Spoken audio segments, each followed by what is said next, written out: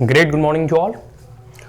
आइए अब हम लोग यह जानने का प्रयास करते हैं, जैसे हम लोगों ने फर्स्ट वीडियो में ऑलरेडी हम सिटीजनशिप के बारे में पढ़ चुके हैं और दो टाइप ऑफ पीपल जो है अपने देश में या किसी भी स्टेट में रहते हैं, एक सिटीजन और एक एलियंस।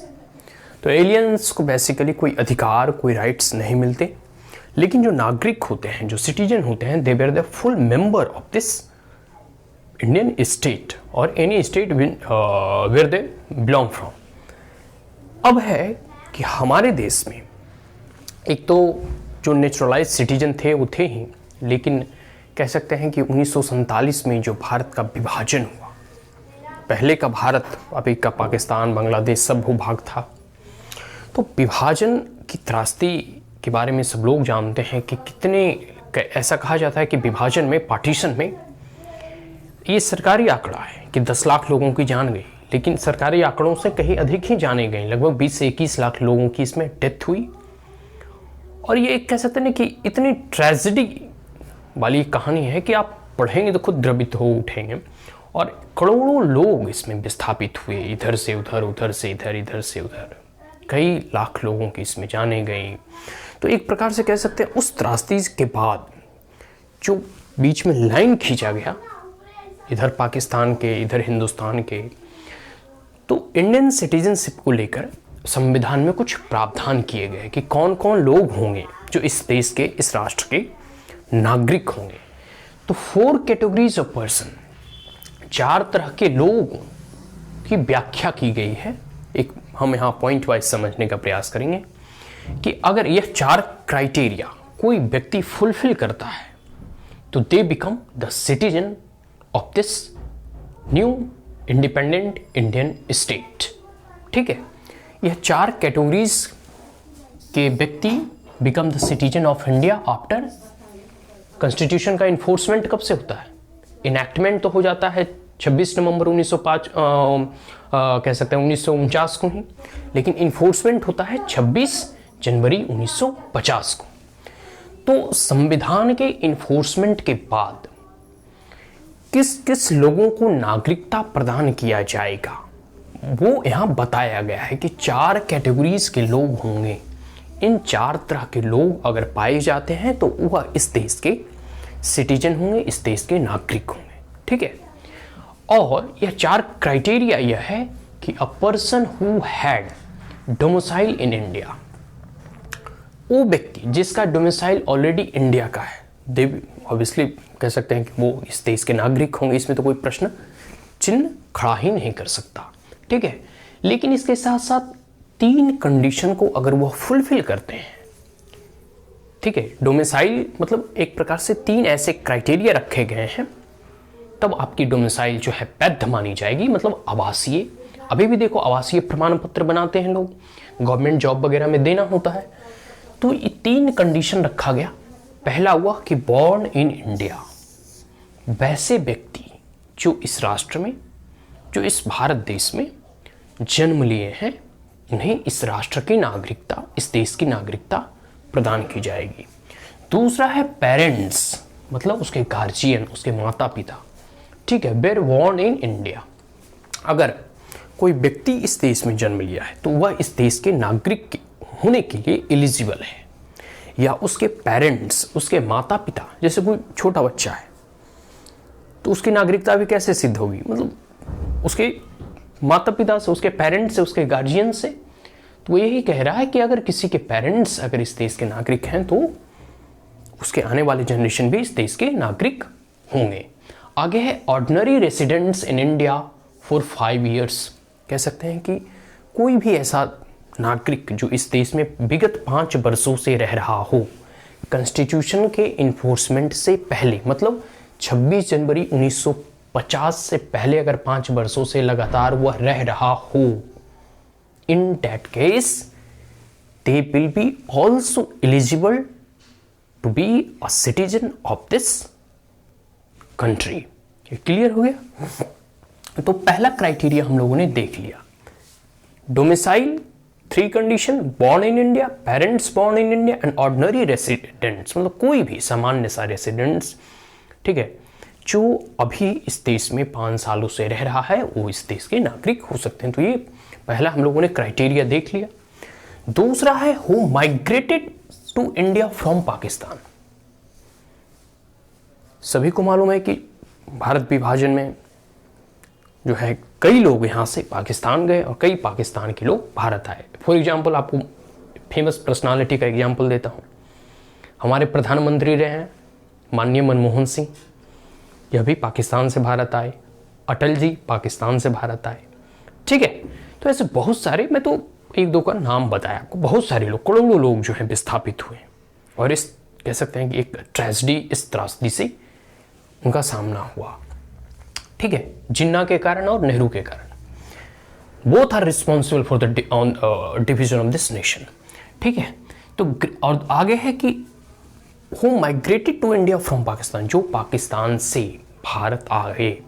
ऐसा कहा जाता है कि जब ट्रेनें जाती थी तो भर भर के ट्रेनें में लाशें आती थी, लोग नहीं आने देते थे उधर से।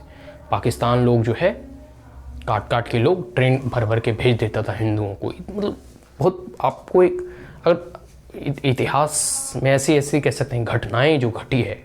और सबसे बड़ी चीज़ है चाणक्य नीति, जब आप पढ़ेंगे या फिर चाणक्य के सिद्धांतों को पढ़ेंगे तो एक प्रसंग आता है। ये पार्टीशन का मैटर था या सिटीजनशिप का मैटर था, इसलिए मैं बता देना चाहता हूँ। 30 सेकंड की स्टोरी है कि जब मगध पर विजय का उत्सव मनाया जा रहा था या फिर उसकी तैयारी की जा रही थी, तो उस वक्त जो चंद्रगुप्त मौर्य, जो उस वक्त के सम्राट होने वाले थे, मतलब भावी सम्राट, उनसे जो उनके मित्र राष्ट्र थे, मतलब जो उनकी सहायता कर रहे थे धनानंद को हटाने में, उन्होंने कहा कि भाई हम आपका साथ तभी देंगे जब आप हमें राज्य का हिस्सा देंगे। तो चंद्रगुप्त मौर्य ने उस वक्त कह दिया, क्योंकि उस पर लांछन लोग लगाए कि राज्य जीत कर सिर्फ आप ही क्यों भोगे। मतलब चंद्रगुप्त मौर्य और जितने भी सम्राट उसकी सहायता कर रहे थे, तो उसमें सिर्फ चंद्रगुप्त मौर्य ही क्यों ले, जीत का सामान तो सभी में बांटना चाहिए। तो फिर चाणक्य को जब यह पता चलता है तो चाणक्य कहते हैं कि यह भूमि या मातृभूमि कोई समान नहीं है जिसका बंटवारा किया जाए, और राजनीतिक के चौकट पर मातृभूमि का विभाजन कभी भी स्वीकार नहीं किया जा सकता।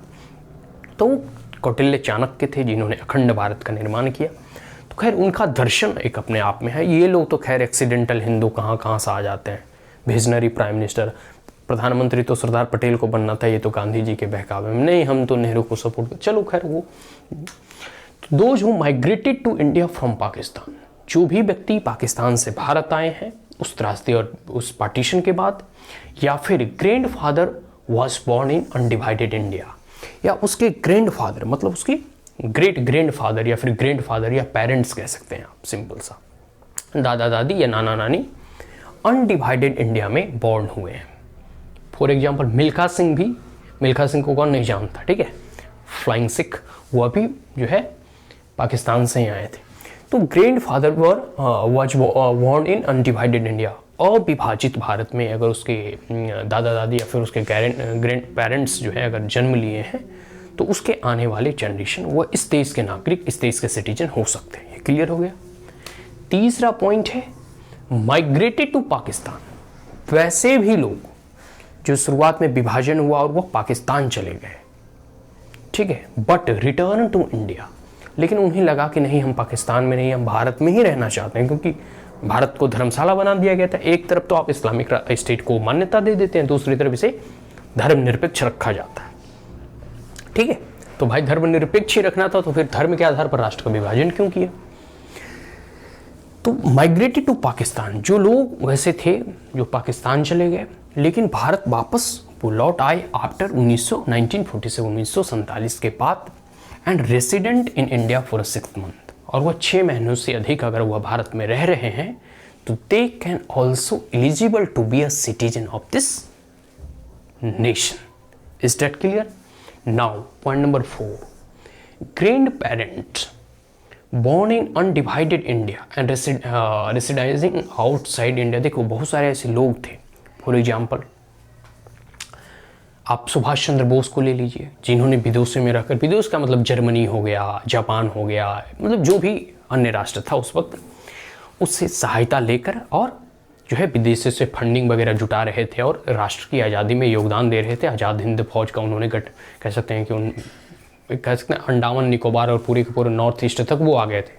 और कह सकते हैं भारत के प्रथम प्रधानमंत्री भी बने थे। उनकी अपनी करेंसी थी, अपना नोट था, करेंसी, उसमें उनका चित्र था। इन सब इतिहासों को बहुत मतलब दबा दिया गया। नेहरू के आने के बाद जो है सिर्फ गांधी और नेहरू पढ़ाया गया बच्चों को, ठीक है।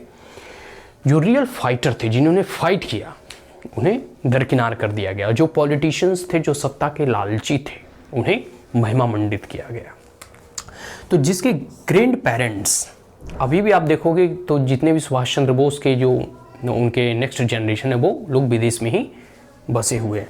तो ग्रैंड पेरेंट्स एक और जो है गदर पार्टी की स्थापना भी विदेश में ही हुई थी। ऐसे बहुत सारे देश के नागरिक थे जो विदेश जाके वहाँ से फंडिंग वगैरह कलेक्ट करते थे, न्यूज़पेपर वगैरह चलाते थे। मतलब एक प्रकार से कह सकते हैं बहुत लोग वहाँ शादी ब्याह करके वहीं बस गए। तो उनके भी जो फ्यूचर जनरेशन या चिल्ड्रेन होंगे, they will be also eligible to be citizen of this nation, of this country.